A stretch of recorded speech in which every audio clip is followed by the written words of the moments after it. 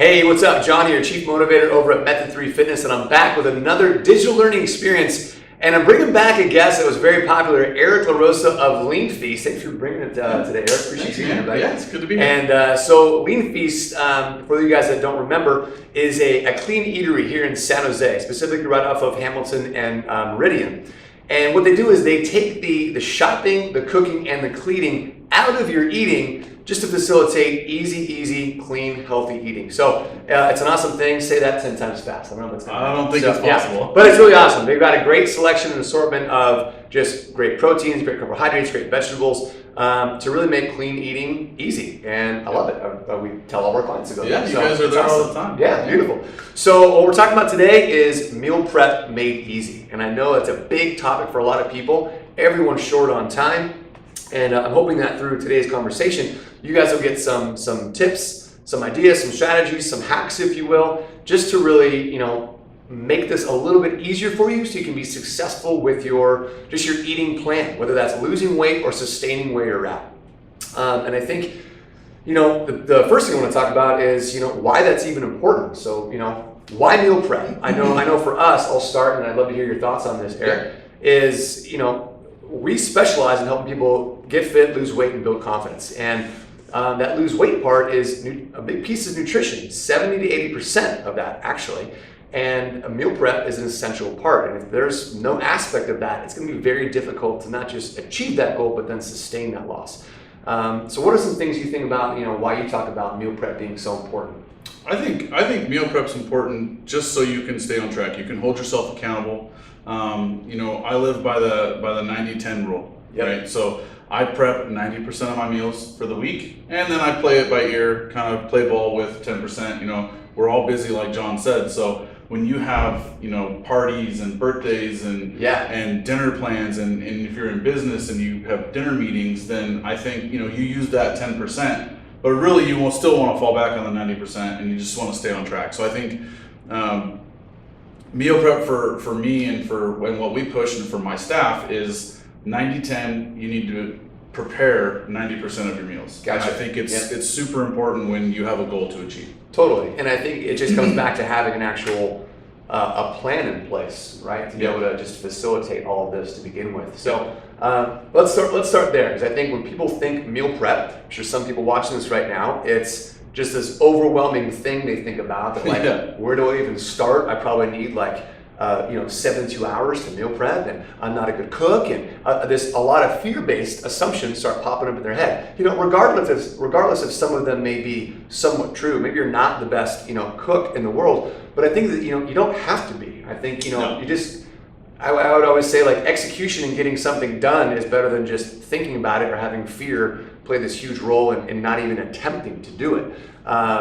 So what are some things but they do need to have a plan, right? I think I talked about that. So I think execution too is if it's already in your mind, you've already completed half the battle. It's true, right? Yeah. So you don't need to know exactly what you're going to do, and it doesn't need to be complicated. Yep. You just pick some simple ingredients and you kind of throw your own twist on it. Yeah. And so what do you think are some of the important aspects though? Like if I'm going to do some meal prep, having some aspect of a plan around that, likely like when I'm going to meal prep or what at least I'm going to get. I think the staple for meal prepping is Sunday night, right? So it's all going to depend on when your day starts or when your week starts. Right. Sorry. So before I started Lean Feast, I would do it on Sunday nights. It would take me 2 or 3 hours to prep everything and cook everything. And if you make it complicated, then you're not going to continue to do it. So you just need to simplify it. You need to have your easy carbs, your easy veggies, and your easy protein.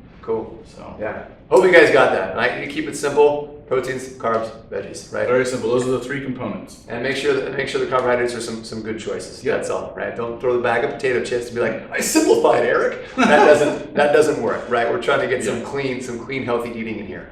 So I think, past that, and again, not to dial in too much of a game plan, but you got to have an understanding of when are you going to actually do the grocery shopping, what are you going to grab? And I think to Eric's point, if you even just went in with a simple list of protein, good carbs, and veggies, right? And just wrote down a few things for each of those, talk about simplifying your grocery list, right? So you're not going to overcomplicate that. I know that recipes, everyone loves recipes, and they love following a bunch of recipes and trying to be able to create these phenomenal looking things that they watch on I don't even know what they're called, the Food Network. Food Network, thank you. And it's like, oh my God, it looks amazing. Yeah, I think one thing that a lot of people that watch cooking shows, what people have to understand is that the people that are on those shows, that's an art. Yeah. Right. So their job solely is to make food that tastes good, but at the same time, we eat. A lot of people eat with their eyes. Mm-hmm. So if something looks good, then they're automatically going to expect for it to taste good. Well, sometimes that's not the case. Yeah. Because I've made some pretty cool looking stuff, and it didn't taste very good. Right. Yeah. Right? So I think if you keep it simple, and a huge hack to all of that is, you were touching on the shopping part. Mm-hmm. Don't shop on a Saturday and Sunday. If you're going to do your meal prepping on Sunday, don't shop on a Sunday, because you've already lost half the battle when you're tired of shopping, standing in lines. And guess what? All the food that you bought, you don't want to cook it now. Right? So okay. I would say Thursday evening, or whenever you get off work, Thursday, Friday, do that, because then you're going to beat the battles in the stores. Okay, and all your stuff's good in the fridge for 3 days. And okay, got it, cool. Oh, yeah. So that's awesome. So I think what I want to do next, you guys understand hopefully now the importance of some of the planning for your meal prep, and just how to make it a little bit more just simplified by simply choosing a few basic Just components. a couple at a time. Yeah. Just a couple at a time. You don't need to go to the store, and if you're going to make a salad, or that's kind of a bad example because we like to throw a lot of stuff in a salad. But if you're just going to make a rice dish, maybe 2 ingredients. You don't need to put 10 ingredients in some rice. Right. Yeah. Right? Just keep it simple. Yep. You're going to by keeping it simple, you're going to lower your calorie intake, and you're just going to feed off the nutrients of that one item. Yeah. Beautiful. So let's talk about some of the things, just kind of walking through a given meal prep day, if you will.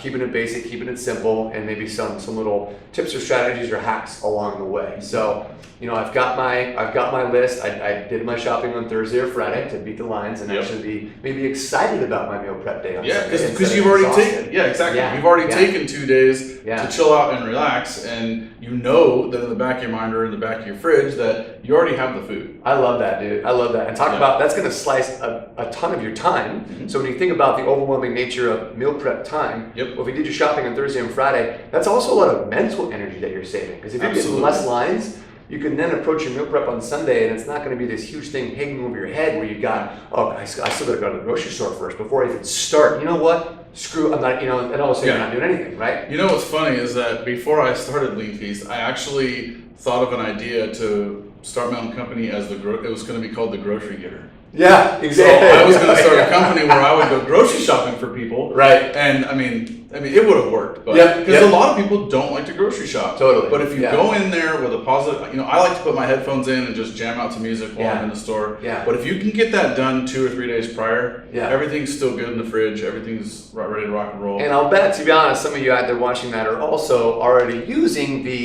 I don't even know what they are. There's an Amazon and a Google thing. Google Checkout or Safeway delivers too. Safeway. All these guys already deliver for you. So you might not even be grocery shopping. Although I would say it's nice to actually see and feel what you're going to be obtaining. Yeah. There's something to be said about that. But if you're that strapped for time, I just want you to get it done. So whatever way you got to get it done, even if you're just ordering it and it's delivered to your house. Right. So I've got my couple things. Maybe I'm going to grab a few chicken breasts. I'm going to get some brown rice, maybe some sweet potatoes, and I don't know, some broccoli, something like that. Yep. So I guess an easy way to do it, when I was doing it, I would prep my meat. Okay. Right. Get that all ready. What does that mean? Trimming off your fat. A lot of meat comes with fat, so you need to trim off your fat. Just keep it super simple, and just get all that ready to go. What I would do is I would throw it in a bag and marinate it in whatever.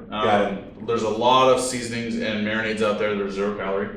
I stay away from sugar, so if you just walk down the aisle, you'll find tons of stuff that's 0 calorie. That just whatever's gonna fill your palate that day. If you wanted buffalo chicken, Frank's Red Hot is 0 calorie.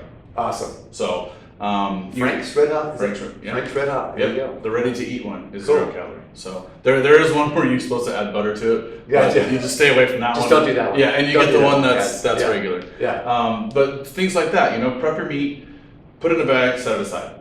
Cool. Now that's done. You don't have to worry about it. And it's sitting there getting the beautiful marinade. Yeah, it's just chilling. And don't overthink the, rinse your meat real quick, slice off the fat, bam, it's in a bag, and you're going. It's really that simple. Yeah. Don't overthink it. Yep. You don't need to slice it all nice and neat. I mean, if you want to do that and make your food look pretty, you don't need to go buy a whole new knife set. No. Just grab the knife you got and make it work. Super simple. Awesome. If we want to talk about carbs are really easy too. Peel them if you're going to grab sweet potatoes. So we got the sweet potatoes, Yeah, we like the white sweet potatoes. Okay. That's probably the best tasting, I think. Yeah.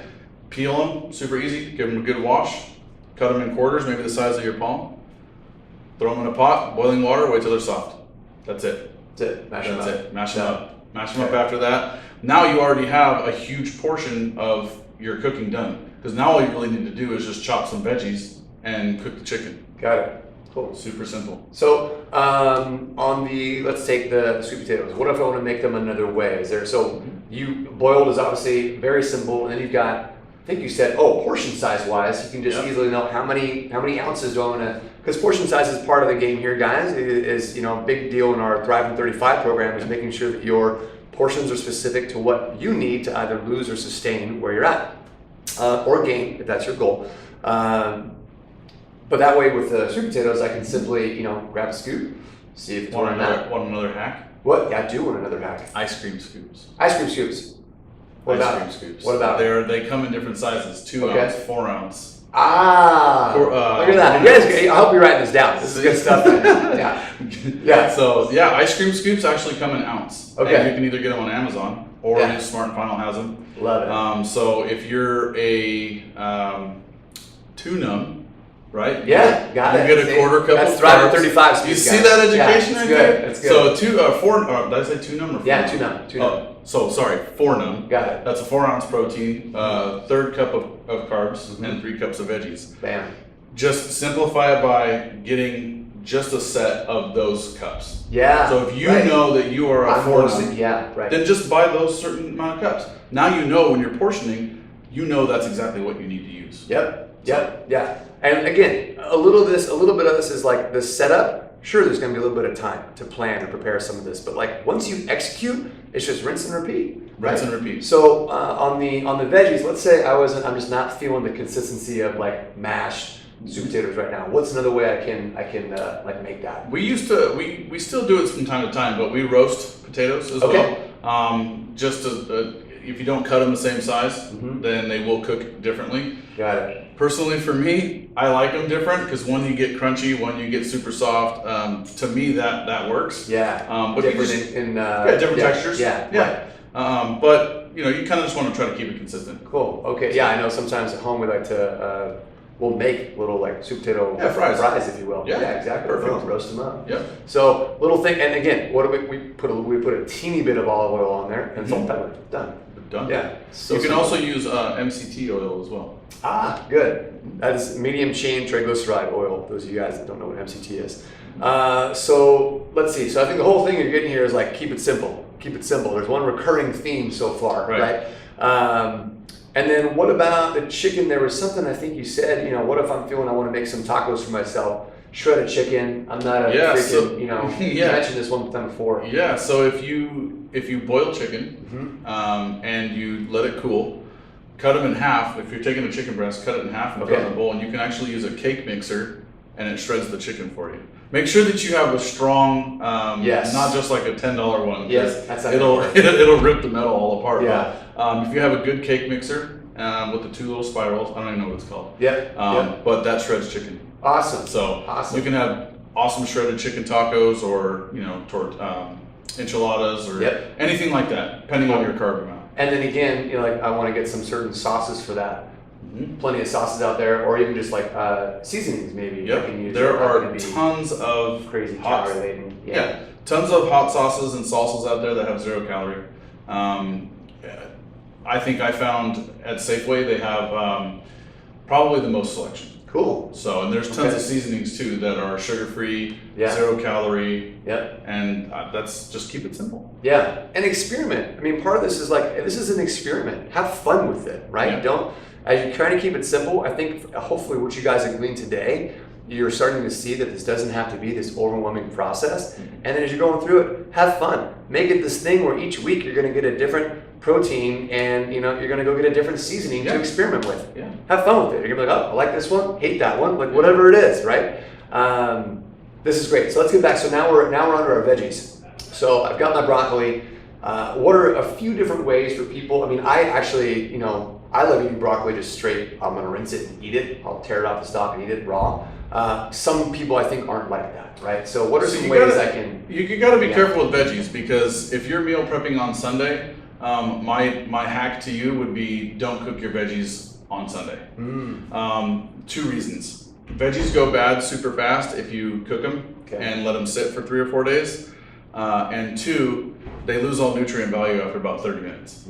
So if you, I'm the same way. I eat all my veggies raw, or when I'm reheating my food, then I'll leave the veggies in there raw.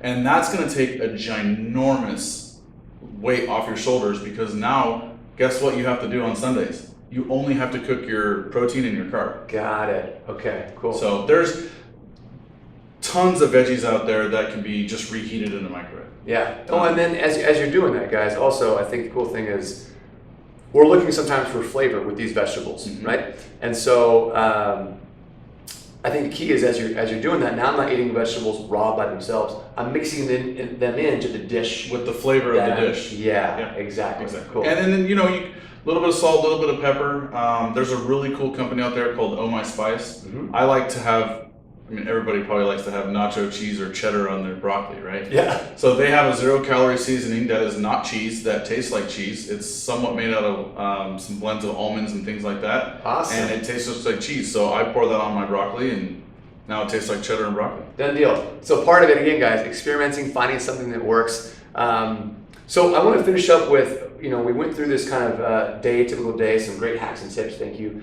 And now it's like, all right, how do we stay on track with this whole thing? And I think, again, for a lot of people, it's my personal opinion is don't put the pressure on yourself to be perfect. It's just not possible. And so many people, we have so many responsibilities, both personal and professional, and we're running all over the place. And when you start to place this huge amount of pressure on yourself, first of all, it's going to all of a sudden your meal prep and everything, even maybe the eating behind it, is going to seem so much like a chore that you're not going to enjoy it. You're not going to want to continue it, right? Yeah. So any things that you have found to make it a little bit easier to stay on track, or things you would recommend or advise to people watching? I think you just need to be positive. Yeah. That's a huge portion of eating. Eating is very social.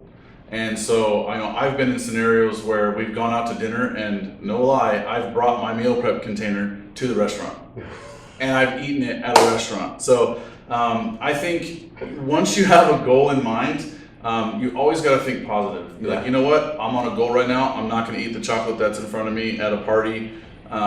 This is what I'm eating, and you just need to hold to it. And I think if you're sticking with the 90-10 rule, some like to stretch it out 80-20, eat clean for 80% and not for 20. Right. Veer right back to the 90-10. Yeah. If you're happy about what you're eating and it's not such a chore, then the saying goes, you gotta love what you do, right? Yeah. Or then it's not work. Right. It's the same thing. Same thing with your nutrition. Same concept. Yep. And I think with that 10%, guys, that is your wiggle room to still enjoy what you want to. Like I'm not standing here saying like don't ever have a piece of cake at a birthday party again. What I am saying is like be mindful of it, right? And then be mindful of your portion size of it, right? You want the flavor? Great. Have a small slice. Don't have a quarter of the cake, right? My trainer used to call me. My trainer used to tell me, "Don't be the jerk in the room." Right? Yeah. So you can have a piece of cake, but don't be the jerk that takes the big piece of cake, right? So just enjoy it, but not too much. Yeah. And I think my last thing is I've always believed that, are you going to be able to meal prep every single weekend? No. If you can, you do that, then kudos, hats off to you. But I think for most of us, it's not going to be possible, nor maybe even desirable. And I think that's where places, honestly, like Lean Feast come into play. That's why it's been so easy to let clients know to come see you guys. And it's like, look, make it a goal to try to meal prep, a couple weeks out of the month, and then go have a week over at Eric's, or literally say, what is the worst meal or snacks in your day right now? And whatever those are, outsource them, right? Go to Lean Feast, grab what you need to, and then you're good. Because if you're like, breakfast and lunch, I'm on point. Dinners, that's where I fall. I always go out to eat. Then if I do, it's always bad food that I'm eating. Awesome. Go get it there. And then you're in control. And when you are in control and you're in the driver's seat of this whole thing related to nutrition, you're going to find that this whole process, this whole journey of health and fitness and staying in shape and enjoying life is much easier and much more enjoyable. And that's what it's all about, to not just achieve your goal, but to sustain it, right? And that's what we're all here to try to do. You never want to put yourself in a position that you don't want to eat your food. Yeah. Right? Yeah. So if you can break up that, hey, I'm going to cook, like John said, I'm going to cook my breakfast and lunch. Boom, I got this under control. Then outsource and, grab something else from somewhere else that's clean. Yeah. And just for your dinners, I think you're going to find that balance to where you're not getting bored of your food. You're not getting bored of the outsourced food. Correct. And you found that balance, and that's really what's important. That's it. And that's sustainable. And that's what it's all about. Man, I appreciate it. Always a pleasure, man. Gosh, this is so good. Hope you guys enjoyed all these tips and everything. Thanks, guys. Thanks again, Eric from Lean Feast, and we'll see you next time. Take care.